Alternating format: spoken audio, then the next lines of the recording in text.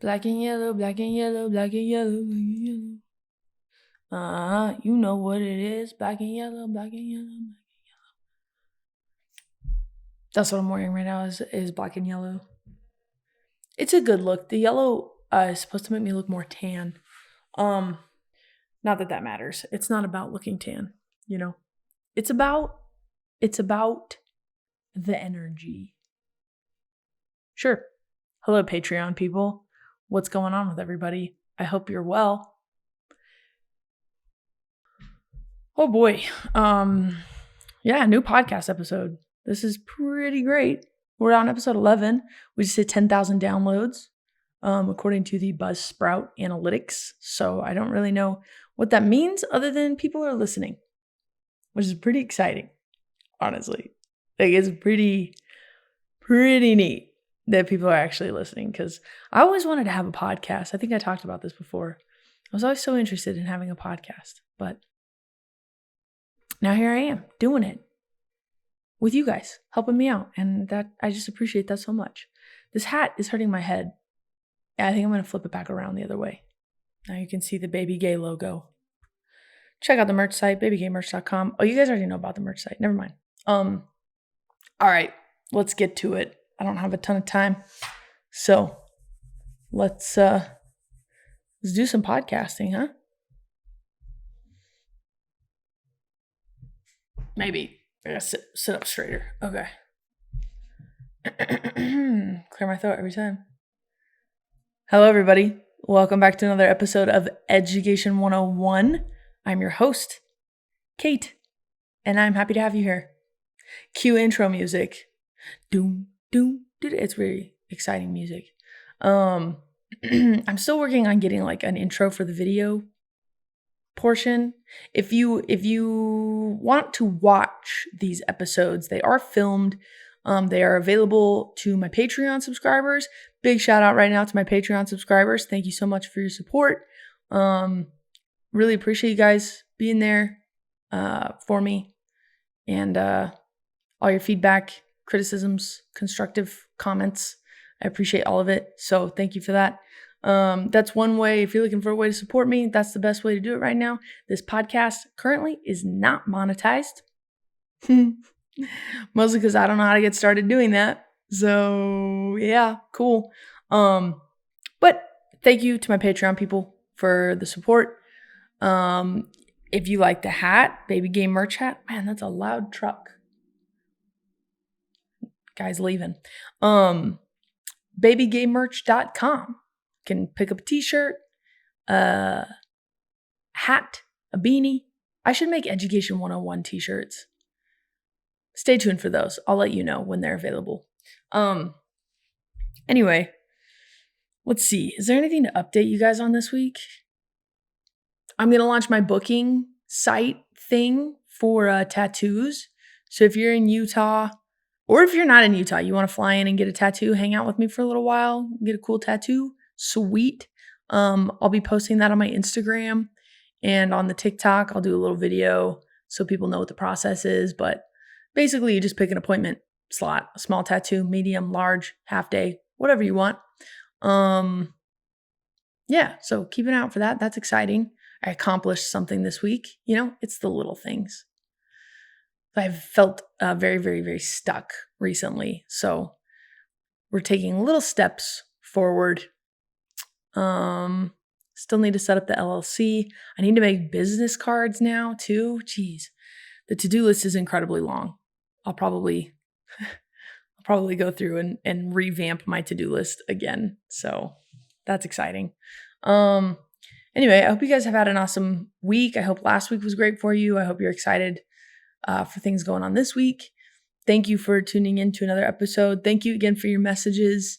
A lot of you have reached out since the last podcast episode, and I'm always so grateful for hearing from you guys. A lot of times I get in my own head about making podcasts, and it feels like I'm just talking to myself.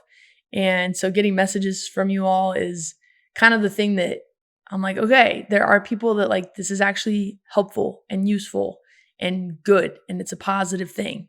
Sometimes I think I underestimate the reach that the podcast has. And I'm glad that there's so many people that are finding that they're able to relate to a lot of what I'm sharing. So in today's episode, I'm going to talk to you a little bit about therapy. First of all, big plug for getting a therapist if you don't have one. If you have health insurance that will pay or help pay for some of your therapy sessions, go talk to a therapist. Even if you feel like you're not really going through any like problems right now, they'll find something, not a problem, but maybe something you need to unpack and analyze and help you organize your life. Therapists are great.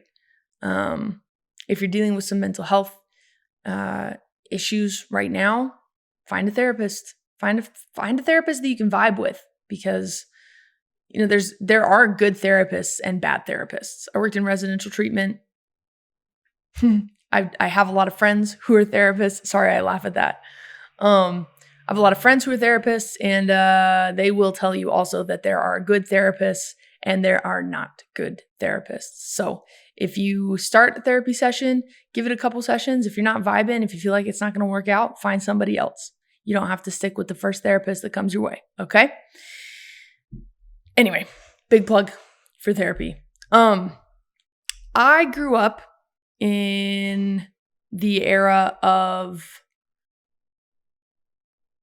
therapy being kind of hush-hush, like it was viewed in a pretty negative way, which I think was not good. It is not good to think of therapy as a negative thing, because it does a lot of good for a lot of people. And I don't know, nobody in my family ever really went to therapy. That wasn't like a thing. And so I feel like the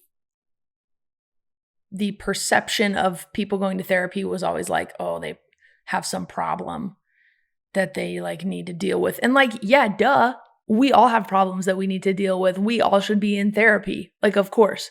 Anyway, so my views of therapy growing up were they were neither here nor there. They weren't particularly positive, but also at the same time, I was like, sure, like if you need to go to therapy, go to therapy. But now I'm very pro therapy. I didn't start going to therapy until after my breakup with Kenna, first girlfriend, if you're new to this whole story. And it was probably a couple months, maybe a month or two after we broke up, that I was like, you know what? I can't deal with this by myself anymore, and I need some help. So I found a therapist. Well, actually, she was a therapist that I had worked with in residential treatment, but it had like been long enough that it was okay for her to do therapy for me, I guess. Because there's a lot of rules with being a therapist and who you can do therapy for. I initially reached out to her and I was like, hey, do you know any therapists that can work with LGBTQ people or like familiar with that? And she gave me some resources and I looked into them and I was like, I ended up messaging her back and I was like, listen, will you just be my therapist? Like, I know you, I trust you. I know you're a good human being. Like, I've seen the way you work with people. And she agreed. So we began my therapy experience. And it was, oh man, hard. It was really hard initially. And I think it's just because I hadn't really unpacked a lot of feelings or let myself feel a lot of feelings. And so the first couple of sessions was a lot of crying and a lot of me just feeling incredibly desperate and hopeless. And she was really great about listening to me and understanding what my concerns were.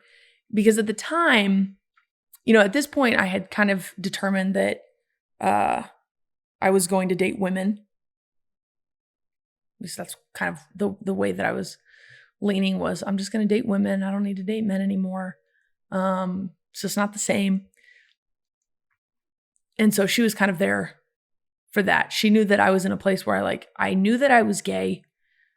And so the issue that we were going to attempt to resolve in therapy was this internal conflict of faith versus feelings, the feelings that I had for women and my faith in God, and believing that my feelings were misplaced and sinful and wrong. That was that's what we were attempting to reconcile, because she knew full well that like I wasn't interested in totally abandoning, the faith of my childhood and the religion that I had been a part of for 25 years. I wasn't interested in just being done and like washing my hands of church and the gospel and God in order to be gay. She knew that that was not the solution that I wanted. And it really isn't. I never wanted to just abandon my faith. I just couldn't do it. Like I am the person that I am because of the way that I grew up, because of the community that I grew up in, because of the faith that was instilled in me from a tiny, tiny child. Like I was very young when I understood the concept of God, a heavenly Father, an all-powerful being who was looking out for me and who knew me personally. Like that wasn't something that I was just willing to give up because I was gay, And so there was this I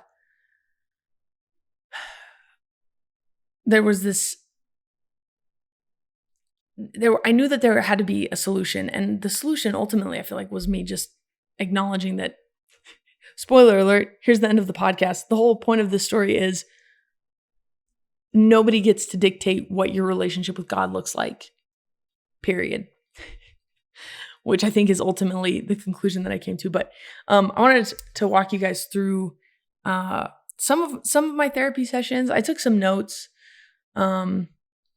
We did EMDR with my therapist, which if you're not familiar with what EMDR is, it's a process that involves bringing up traumatic moments or memories and trying to reassociate those with something positive, if I understand the process-ish, kind of. But it's supposed to stimulate both sides of your brain.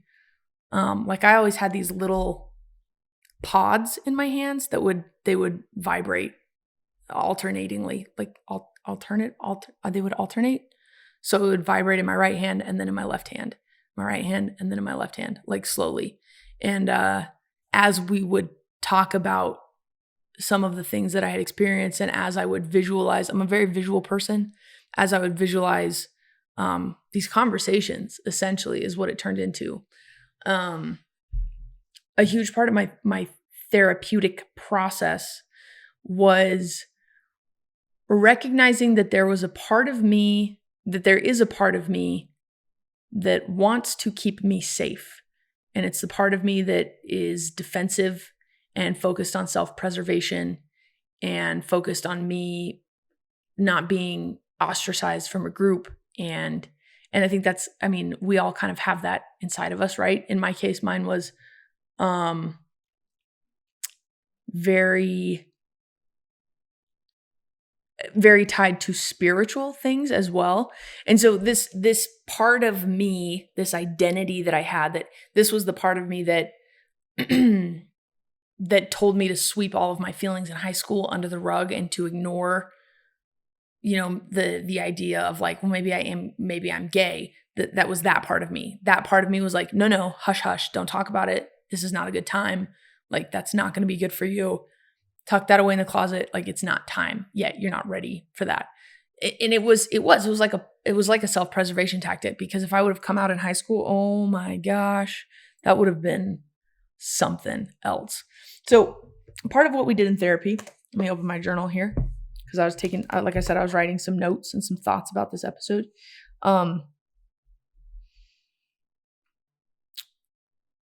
The part of me that was the trying to keep me in the church and defend the faith and keep me from being gay, so to speak, this part of me that kept telling me that being gay was wrong, that made me feel a lot of shame, associated with my relationships with women, we had to personify that part of me. And the personification of that part of me that was, self-preservation and defense and keeping me safe emotionally, we made that person me, but missionary me. So me from the mission. If you don't know, I'm a member of the Church of Jesus Christ of Latter-day Saints. I served a mission for the church, a religious mission, for a year and a half. I lived in Buenos Aires, Argentina, and I talked to people every day about God and the gospel and the church, and tried to help people understand what the church's mission is in coming to Christ and in developing a relationship with Christ, and ultimately joining the church was the goal, But missionary me, sister Kate, with her little name tag, that was the personification of the part of me that was fighting against my sexuality. And it's interesting too, because I can picture it perfectly in my head, like the whole outfit I would wear when I was out on the mission. I had like this turquoisey white, cute, like boho style, like skirt, because we had to wear skirts all the time on the mission. And I wore like this black button up top and my little missionary plaque. That was the personification of the part of me that was anti-gay, so to speak. The part of me that was trying to keep me from being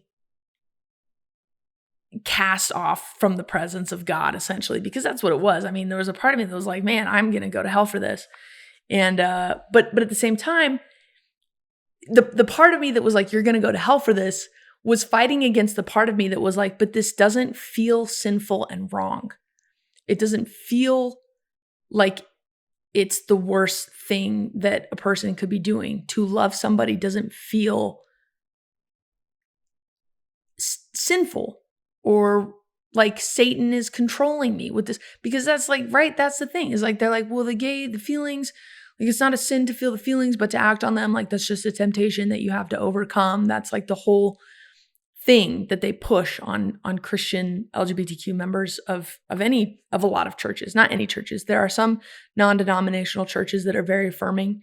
The LDS faith is not affirming, but obviously, they have some issues with the gays. So my therapy sessions revolved around me having a lot of conversations with myself. The current present me, which at the time was the me who had just gotten out of a really wonderful relationship with this woman that I really loved. We dated for a year and a half. And the me that was finally accepting that I wanted to date women and I wanted to pursue relationships with women. And the me that was also understanding that these feelings and the relationships and the love that I was feeling for women, understanding that was not necessarily wrong, although I had always perceived it to be wrong. So those were the two me's that were talking to each other. And it was so fascinating in every single one of my sessions, because my therapist was really good at like walking me through these different conversations that I needed to have with myself. And I should have been so much better. I still was in like I'm bad at journaling phase at the time. And I wish I would have journaled some of these experiences more, because I remember one session in particular where I was telling my therapist, I was like, I just don't understand why this part of me is so against, why this part of me, Sister Kate, is fighting so hard to keep me from progressing, and moving forward and trying to make me feel like I am putting my whole soul in jeopardy. why is this happening? And my therapist, she was like, maybe because that part of you doesn't understand that like you have changed. That part of you, the sister Kate, missionary Kate, doesn't realize that like your beliefs have not that you've disregarded a lot of beliefs, but that you have shifted and evolved a lot of the things that you thought you understood when you were Sister Kate, right? When I was Sister Missionary Kate, those things have evolved into something new. And the change is hard, and accepting that what we once always believed is maybe not completely accurate, that's really hard. And there's a part of you that doesn't want to let that stuff go. And she's like, so what you're going to do, she was like, we're going to walk through your life. We're going to walk through your life from high school, when you initially had these feelings, through your college experiences.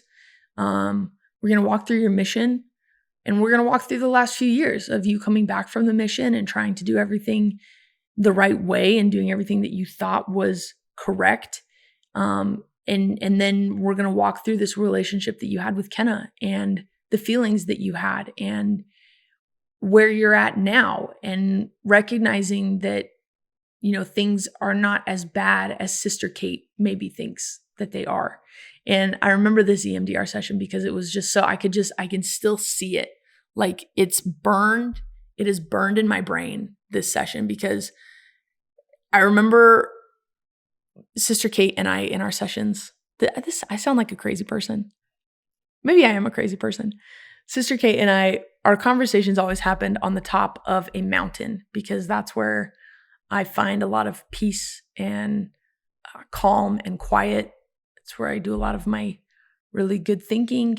I like the visual of being on top of a mountain. I like the idea of a mountaintop being, closer to God. When you read the scriptures, the Old Testament, all the prophets, they went up into the mountain to talk with God. And so Sister Kate and I always had conversations on the top of a mountain. And I remember we started off this session on top of a mountain, and there was this house. And I was like, we gotta go inside the house, Sister Kate. Like, I'm gonna take you on a tour of your whole life. And I can see it because we were walking through this just really long hallway, and I can see myself.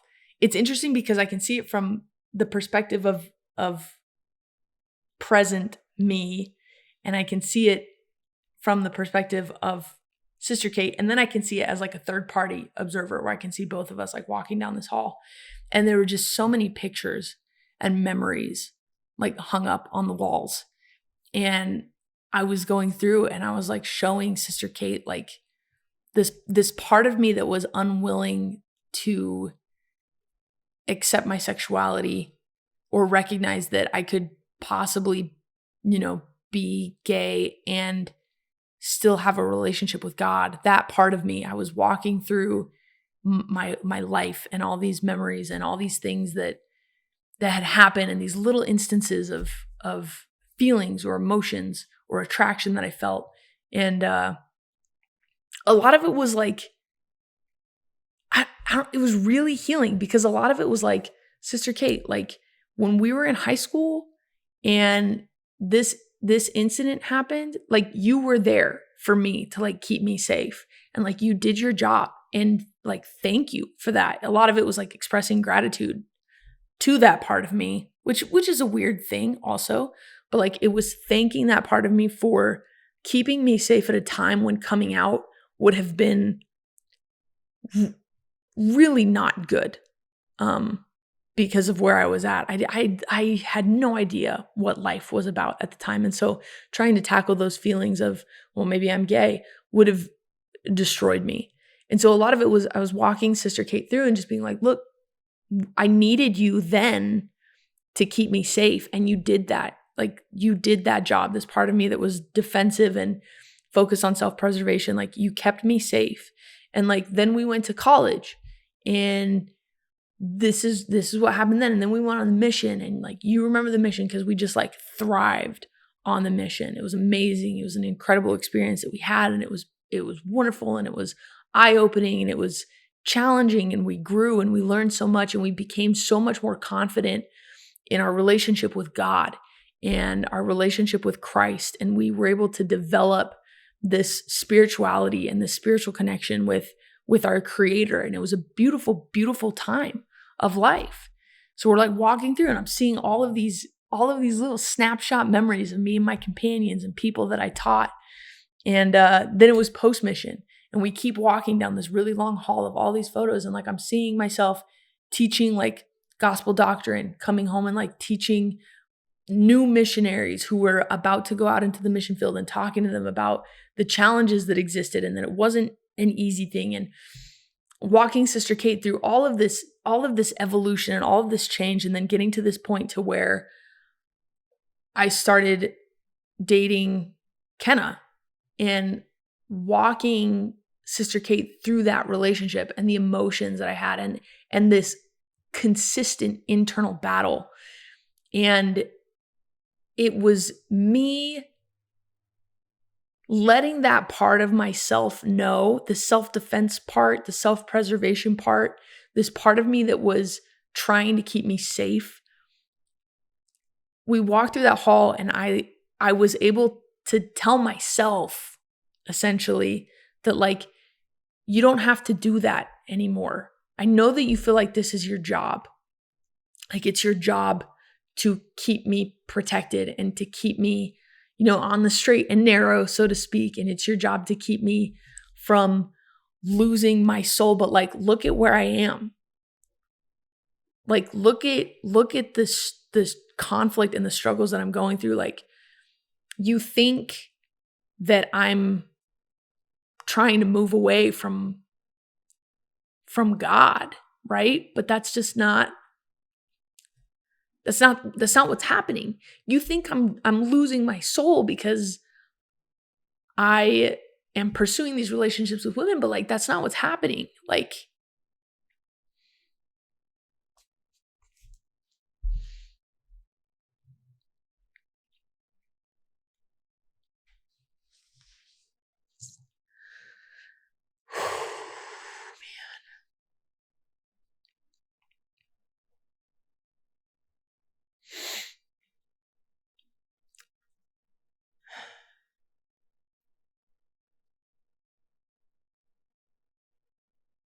I was finally able to help the part of me that was so scared of being lost. I was finally able to help that part of me understand that like, that I was actually being found. That I was actually discovering more about myself.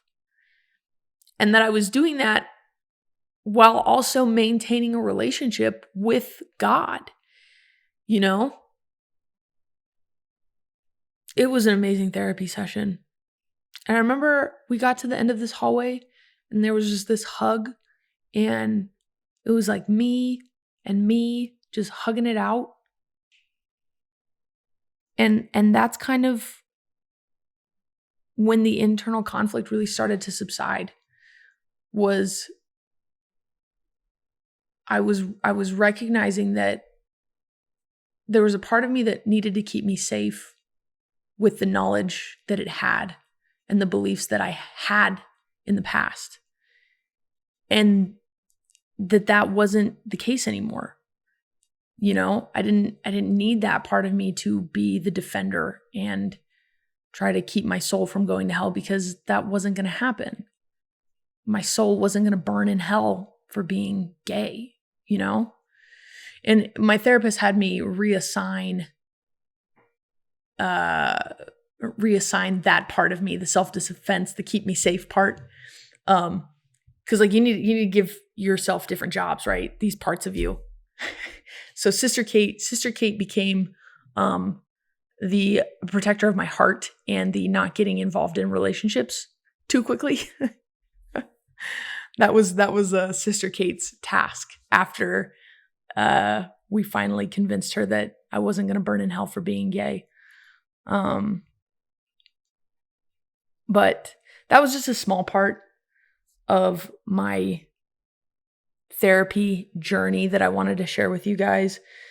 I think it's really easy to get very frustrated when you're doing this internal battle, and being able to, and that's why I'm saying, like, go see a therapist, because there's all these different parts of your psyche that are working together and then also working against each other. And there's this cognitive dissonance that needs to be resolved. And that was mine. My cognitive dissonance was there was a part of me that was trying to keep me safe, which is a good thing. But it was trying to keep me safe at the expense of me really becoming who I am, you know? And so there was that had to be resolved. And I feel like it was. I feel like it has been. You know, I don't have the same internal conflict as I did before. I still have a lot of questions about religion. I still have a lot of questions about faith, about where gay people fit into, you know, God's grand scheme of things. But I also am not bothered by not having all the answers. And I think that's something that you need to remember too. Like, it's okay to not have answers. And it's okay if other people tell you what they think the answer is, because you don't have to agree with them. You know? Nobody is God. You can talk to God. You can pray. You can have conversations with the Almighty. And you can get answers for yourself. That's like one of the most beautiful parts of the LDS faith that I love and cling to, is that you can receive personal revelation from God. And it's not always visions and, you know, big giant moments that shake the earth, but if you listen, you'll hear it. You know, if you listen, you'll figure it out. You'll know. Talk to God. Talk to God all the time. And usually I'm like, well, God, like, I'm trying to do what you want me to do. I feel like that's always been my concern.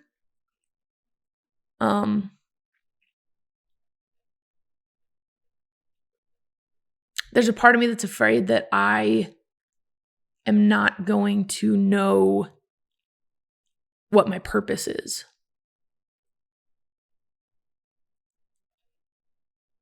Like, that I'm going to miss something.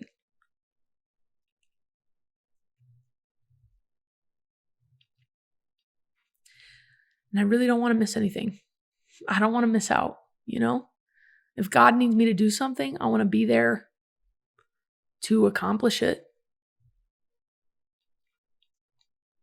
So, anyway, it's about time's up on this one, my friends. Please be patient with yourselves. Understand that the part of you that's fighting against your sexuality probably has good intentions, although they're maybe not understanding what it is that's going on. Please be patient with yourselves. Allow yourselves time to process stuff. If you feel like you need to get a therapist, get a therapist. Okay? It's not weird. Everybody does it. Your therapist is a great tool, a great asset to have. So look into that if you need to. I appreciate you guys listening to another episode. Again, thank you to my Patreon subscribers for making this a possibility. It means a lot. Check out the merch site, babygamemerch.com, and stay tuned for some more episodes in the future. Because right now I'm currently living for the podcast. This is my favorite thing to do. So thank you for listening. Thanks for your support. It means a lot to me if you're on like Apple Podcasts or somewhere where you can like leave a review. Go ahead and leave a review. Let me know what you think. Shoot me a message on Instagram if you need to, okay? Share these. That's also really helpful. I'm really bad at like these last minute, like share this episode with your friends. But really it does help me a lot just to get this out in front of more people. So hopefully you can reach the right people that need to hear it. Anyway, thanks for listening, you guys. I will see you in the next episode.